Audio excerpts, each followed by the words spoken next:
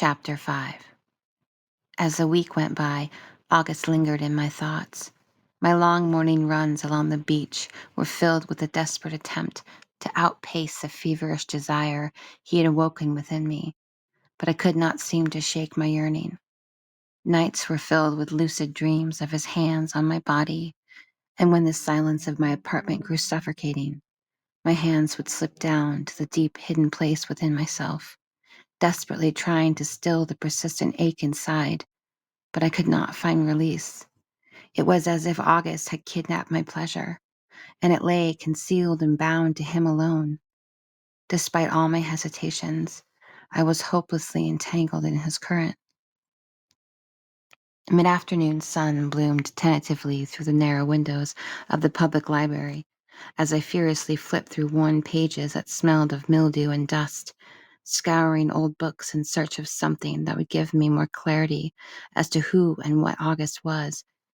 The internet had turned up nothing, and all I was able to find tucked away in the occult section so far were old legends of blood-sucking beasts who slept in coffins and cast no shadow, ancient myths of terrifying winged creatures from the Babylonians of Mesopotamia, which dated back 4,000 years, but nothing about sacred blood or desanguine. Whoever he was, his secrets were locked up tight and could not be found within the archives of accessible information. I leaned against my chair, stretching out the cramp in my lower back. It was moments like this that I was acutely reminded of my own self-imposed solitude. So many years spent encased within myself, searching for slivers of peace among the rubble of my past. I had no one to confide in, but even if I did, would they believe me? The few friends I had were void of any substance, just a collection of surface-level exchanges through social media and the occasional text message on holidays. I had allowed the pain of my past to become my defining identity, but it was a burden too heavy to share with others. And so I had built an island around myself, unanchored and adrift in an endless sea of confliction. The night I had made the drive down the bluff from his house, I toiled with the thought of returning. Years ago, I had established a set of rules that ensured a sense of restraint in my relationships. I never ventured too far from myself. Encapsulated within the safety of my walls, I always kept one foot out the door. But up until now, there had never been anyone who tempted my self-control. Therefore, it had always been easy for me to live on the surface of my emotions, to stand in the shallow waters and never yearn to dive deeper. However, the hungry serpent of my longing coiled within, wanting more. So I would dream and run and dig my hands deep into clay, hoping to pull out the hunger. August was a dangerous desire, one that challenged me. It was terrifying and thrilling at the same time, shackling me with the weight of indecision. Monday night came again, and the hour of his request stared at me like an insidious taunt. Memories of the week before flooded me, consuming my rationality and filling me with a restless longing. Ignoring all reason, I grabbed my keys and headed out the door. Just one more time, I attempted to convince myself while I drove out through the dark to him. One more time to get him out of my system, and then I will be able to stay away. When I pulled up to the house, the sound of the piano drifted from inside.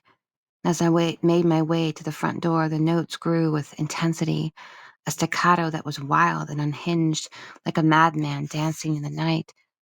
The old brass handle was unlocked, so I let myself in quietly, drawn toward the music, but not wanting to disturb his reverie. The melodious sound drew me to the living room, where August sat facing me, a silhouette of moonlight and ocean behind him, his eyes closed as if completely lost in the movements of his composition. He was so hauntingly beautiful, filled with a refined fluidity and grace that transfixed me. I stood in silence as his music moved to a crescendo and then faded to a soft finish. He opened his eyes and smiled at me. "Jezebel, I am glad you decided to return." My instinct was to play coy with him, as I had grown accustomed to doing with men, but I knew that he would see right through me. So I spoke with an honesty that stripped away at my walls and left me with a feeling of lightness that I found to be quite liberating. To be honest, I wasn't planning to, but I haven't been able to stop thinking about you. Is that so? There was a tenderness in his voice as he got up from where he sat at the piano and crossed the room to me. I ran my hand slowly along his arm as I shot him a playful smile. Yes, I think I may be a little infatuated right now. Are you sure you didn't put me under some spell? He faintly chuckled and reached up to press his thumb against my lips in a soft tease. His intimate gesture elicited a surge of desire, causing my limbs to grow weak. No, I assure you, you are not under any spell. All I have done is open a door which has been long closed. And what kind of door is that? I asked, trying to regain my composure as his thumb gently swept across my cheek before pulling away. August regarded me with a quiet reflection in his eyes. The door to what lies beneath your mind. Your soul has been longing to be free, Jezebel. I noticed it the very first moment I saw you, that morning, out on the beach. My heart began to beat rapidly in my chest as slumbering emotions rose to the surface. What do you mean? What I mean is, I saw a woman withholding herself. When you experienced my embrace, it allowed you to access the energy within that you have been suppressing. Lust, desire, sexual release.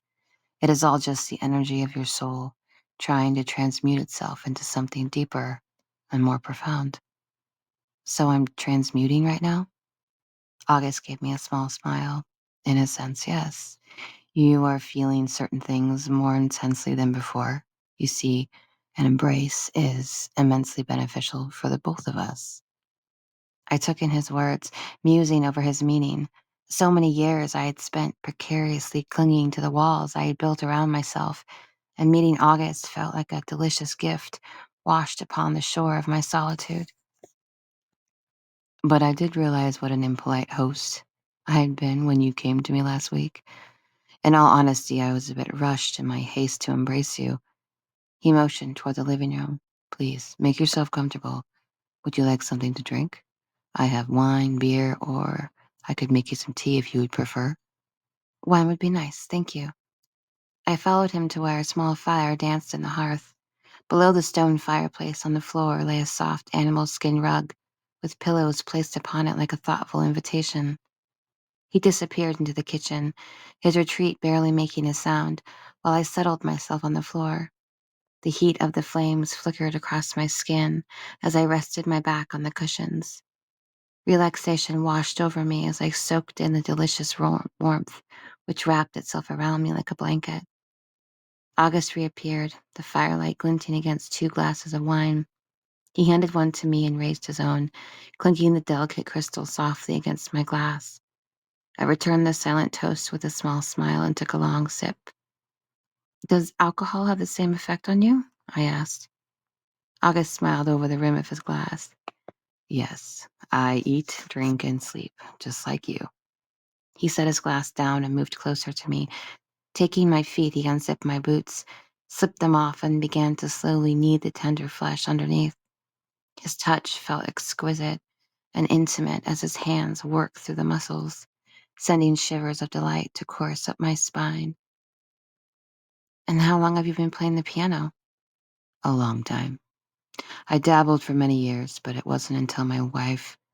He trailed off for a moment, seeming to lose his composure, before returning to his thoughts. The piano, for me, is an outlet, a way to turn pain into beauty. Are all of your songs about her? Sympathy percolated in my chest. The drive to transfer pain into something of beauty was a concept I was all too familiar with. August looked at me with a soft expression. All of my songs are about life, Jezebel. The delicate strands that bind us to one another. The heart's incessant need to keep beating. What would we do without art? I smiled up at him, feeling a subtle shift as his eyes locked with mine, a small undercurrent of understanding passing between us. Was she like you, your wife? August nodded as his hands continued to gently massage my feet. Yes, she was. You share her name, you know. I glanced up at him in surprise. He gazed off into the flames for a moment, Yes, her name was Jezebel as well. I stared at him quizzically, wondering why he hadn't mentioned this before. Well, that's a little interesting, don't you think? August turned to me, his eyes reflecting deep pools of amber light as he gave me a wan smile. Yes, life is remarkably interesting, Jezebel. And why are you just telling me this now, August? He sighed as a hesitancy crept over his face. I suppose I did not want you to feel as if I was projecting onto you. Are you? August pierced me with his gaze. No, though I will admit your name is what initially prompted me to reach out to your business. It is an unusual one to see. This fact is most likely derived from the heavy stigma attached to it. I rolled my eyes. Yes, I'm pretty familiar with that one. It was only created by men who were uncomfortable with a woman connected to her sexual power. August's voice grew soft. Sexuality and power are tightly woven together. This truth threatens those that cling to a patriarchal society. I glanced into the fire, watching as the flames leapt against each other. I wonder if that will ever change. It will, but only when people learn the difference between power and control. A comfortable silence washed over us. The relaxing feel of his strong but gentle grip drew out all my tension. And when the warm fire at my back, the wine leisurely creeping through my veins, and August's hands at my feet, I became enveloped in a deliciously comfortable cocoon. Whatever reserve I had with him melted away into a puddle beneath me. I longed to crawl into his fascinating mind, to bathe in his complexities and sift through his many layers. I wanted to know everything about this man. I was born in Rome, Jezebel. I looked at him steadily. You can read my mind, can't you? He nodded. Though out of respect for others' privacy, I generally tend not to. He slid his hand slowly up my legs. But you, my dear, are very loud. A faint, seductive smile played upon his lips as his fingers lightly teased the space in between my thighs. I do apologize for slipping in. I let out a breathless laugh as he continued to stroke along my thighs in slow, circling motions through the fabric of my dress, causing my entire body to flush with longing. Yes, I suppose my mind can be a bit loud at times. A mind that is loud only longs to be heard. Really? I smiled at him. And what do you think my mind is trying to say to me? He regarded me with an inquisitive look. That is for you to find out. I sighed and glanced over to the painting of Lucretia on the wall, her eyes full of questions as she stared down at me from her gilded frame. I have to admit, I did do some research on you the other day. August chuckled, amusement flickering in his eyes. Is that so? And what did you find? Absolutely nothing. He nodded. Yes, we do tend to prefer our privacy. So there's more like you? Yes, though we are sparse and scattered throughout the world. His voice was silk and velvet as he spoke, and I could feel myself growing wet as his fingers found the warmth between my legs, brushing lightly against the cloth before inching my dress up and exposing my skin to the firelight. Shall we dispose of this now? Yes. My voice came out in a tremble, and I became like clay, once again caught and molded within the enchanted hold of him. August removed my clothes like a slow unveiling. His hands leisurely trailed up my legs, consuming my skin with the potency of his touch. A low moan rose from deep within me as he placed his lips against my skin, slowly trailing across my breasts and down to my stomach. The heat of his mouth ignited me, and I opened my legs up to him like an invitation, a deep, burning ache to feel more. August hovered over me, his composure suddenly replaced by something feverish as he took me in.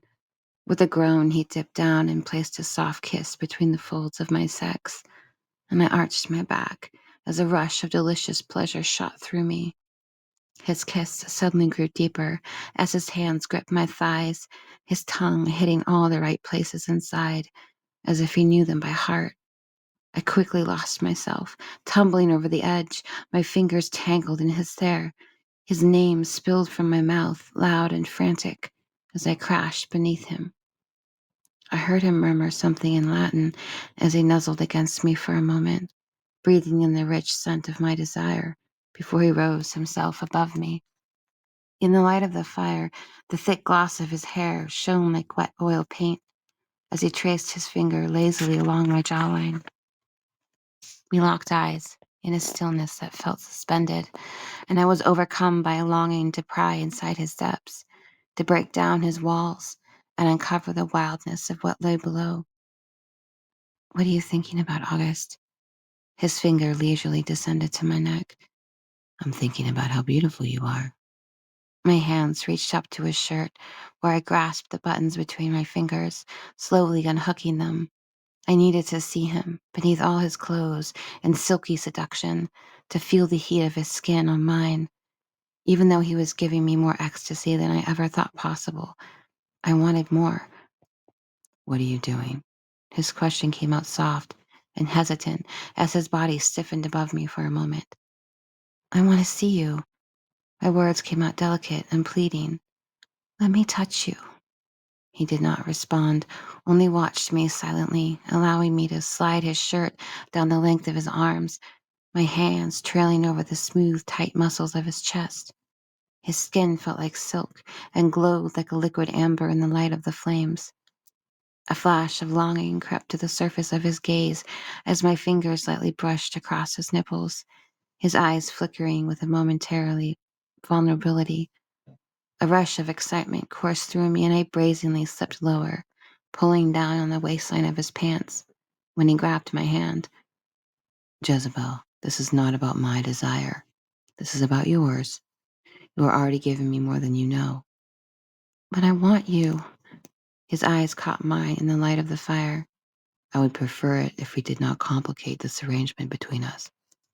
His words felt like a draft of cold air against my skin, and I pulled my body up to a sitting position. The acute sting of rejection reminded me why I had told myself I would not return to him in the first place. I think I should go. Jezebel. August placed his hand on my thigh, his voice soft and almost pleading. Please do not take this as a rebuff. This has nothing to do with my attraction to you. Although you may not be able to fully understand my reasoning behind this arrangement between us, I do hope you can at least try. I shook my head, grabbing for my clothes. Are you always used to getting your way? Because I have a really hard time with one-way streets. August regarded me with a look of sadness, as if the weight of his own loneliness had encapsulated him. No, Jezebel, this is not a one-way street for me. This is an exchange.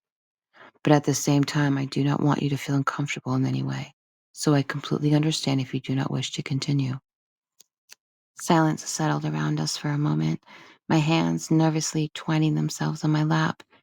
My emotions vacillated between the urge to leave and the longing to stay. This is all new to me. I'm not used to feeling so out of control. May I ask what about this makes you feel so out of control? I glanced over at the fire, watching as the flames leaped and curled around themselves. Though I was frustrated with his unwillingness to reciprocate intimacy, I knew it went deeper than that. What he stirred within me felt untamed and raw, and the power of that terrified me. My desire. August's hand rested lightly on my arm. Desire is a gift. It is what pushes us beyond our self-imposed limitations. It is what forces us to create a richer life. Why would you want to stifle that? The firelight played with the shadows upon his face as he watched me with a gentle openness. The tenderness of his words touched the softness behind my walls, slowly chipping away at my resolve. I don't know. Despite the small voice combating within, all I did know was that I wanted him, regardless of what he could not give back to me in return. I want you to know that you are safe with me, Jezebel. Though I did not quite know what he meant by that, my name on his lips was a rich persuasion, and I pulled him to me with a reckless urgency, running my hands down his back. I pressed my mouth against his, seeking out the one thing he would share with me. His skin was hot from the warmth of the fire, and a tingle spread through me as he returned my kiss, deep and deliberate, a languid caress of lips and tongue that made me lightheaded. His mouth slid down to the pulse of my neck, arousing me as his teeth delicately grazed my skin. My voice came out in a stifled moan. I'm ready for you. Are you sure? He hovered over my neck, the sharpness of his teeth producing goosebumps while he waited once more for my consent. I arched back and wrapped my arms around him, my breath held in anticipation. Yes! He gently plunged into me, drawing me slowly down onto the furs as I sank into an endless and overwhelming well of pleasure that rocked me back and forth. The ecstasy came slower and softer this time, cradling me. I didn't want it to end. I hungrily rode the waves of his embrace and cried out against him, but almost as soon as he began, he pulled himself away from me with a muffled groan. I lay there, my body pulsing, as August's fingers lightly brushed against my neck, healing the skin. That's enough for now. The rich gravel of his voice was warm and breathless in my ear. Oh my God, how does that feel so good? I rolled over to lay my head on his chest, listening to the slow, steady rhythm of his heart, like an ancient drumbeat. I am accessing a powerful force within you. It is called vita navatis, or known as life energy. It is the very essence of creation, from which all life originated, while you are only able to draw out tiny fragments of it at a time through a release. I have the ability to prolong it for you. His hand moved up to my hair, faintly stroking the strands between his fingers. So what does it feel like for you? It is a rush, akin to adrenaline, the pleasure of heightened sensation. When I experience the essence of another, it aligns me once more. And is that what keeps you immortal?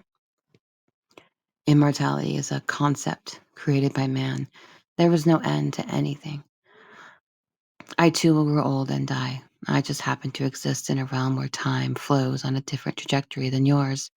I age much slower. A lifetime for others is only a handful of years for me. So how old are you then? I am old, Jezebel. August looked down at me with a faint smile. I was born in the year 1302. I tried to calculate all this in my head as my mind wrapped itself around what he was telling me. I found myself able to accept this information with unusual ease, and I grew excited by the heavy significance of it all. I wondered what I would do if given the ability to live so many lifetimes encapsulated in one body. I suppose, in a way, I had always felt that the veil of this reality was thinly drawn, that if I were only to reach out my hand, it would part before me, revealing a world much more complex than I ever could imagine. Wow, you've seen so much, he sighed, running his fingers along my back. I have seen too much. Time is a substantial weight to carry. There is a lightness and beauty about people. Whether they feel it or not, they are unfettered by the freedom of impermanence. Well, I think you are incredibly beautiful, August. He smiled and kissed the top of my head, his lips lingering in my hair. You should get some rest now. His hands moved against my back once more in slow, languid circles, the effects of his embrace lulling me into a compliance as I sunk headfirst into the deep, dreamless oblivion of sleep. And when I awoke, the fire had burned down to deep red coals, and August was gone. I could feel its absence. It left a heavy silence that filled the house, and beside me, like a note of finality, lay a white envelope.